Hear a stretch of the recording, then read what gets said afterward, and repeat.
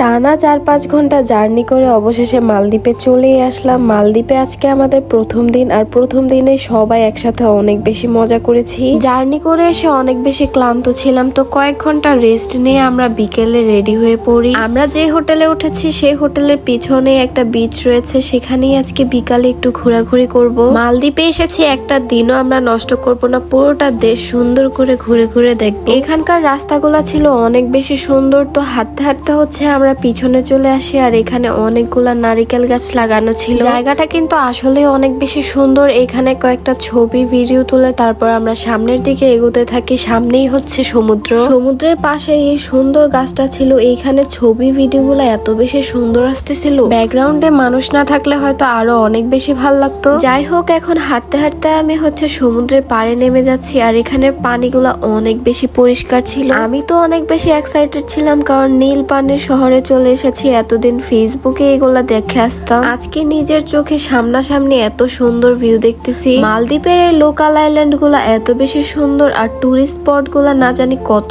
বেশি সুন্দর। ওরা সবাই সমুদ্রে নেমে গিয়েছে, তো আমি সমুদ্রে নামার জন্য আসিনি, আমি এখানে শু পড়েছিলাম। একটা বসার জায়গা পেয়ে এখানে বসে পড়লাম, আর এখান থেকে হচ্ছে সমুদ্রের সৌন্দর্য উপভোগ করতেছিলাম। সমুদ্রের উত্তাল ঢেউ আমাকে আসলে অনেক বেশি মুগ্ধ করেছে। সামনাসামনি না দেখলে হয়তো এত সৌন্দর্য উপভোগ করতে পারতাম না কখনো। হাঁটাহাঁটি শেষ করে হচ্ছে এখন একটা বসার জায়গা পেয়েছি। এই জায়গার বসার জায়গাগুলো একদমই খালি থাকে না, কিন্তু এই জায়গাটাতে আমি বসতে পারতেছিলাম না। দোলনাটা আমার কাছে বেশ ভালো লেগেছিল। যাই হোক, ব্যাপার না। এখন আমি আবারও সমুদ্রের পাড়ে চলে আসলাম ঝিনুক কুড়ানোর জন্য। পানির ঢেউয়ের সাথে ঝিনুকগুলা সমুদ্রের মাঝপথ থেকে এখানে আসতেছিল, আর এগুলা ছিল অনেক বেশি সুন্দর। মালদ্বীপের ছবি ভিডিও ছাড়ার পর থেকে অনেকে আমাকে কোশ্চেন করেছো যে আমি কোথায় উঠেছি। আমরা প্রথমে হচ্ছে হুলেমালে উঠেছি, তারপর দেখি কোথায় ঘুরতে যাওয়া যায়। অবশ্যই ঘুরতে গেলে তো তোমাদের সাথে ভিডিও শেয়ার করবোই। মালদ্বীপের এই সুন্দর সুন্দর ভিডিওগুলো দেখতে চাইলে কিন্তু অবশ্যই আমার পেজটাকে ফলো দিয়ে রাখতে হবে। বিচে আমরা বিকালের দিকে এসেছিলাম, এখানে ঘোরাঘুরি করতে করতে প্রায় সন্ধ্যা হয়ে গিয়েছে, আর আমাদের সবারও অনেক বেশি ক্ষুধা লেগে গিয়েছিল। তো এখানে আমি হেঁটে হেঁটে রেস্টুরেন্ট খুঁজছিলাম। মূলত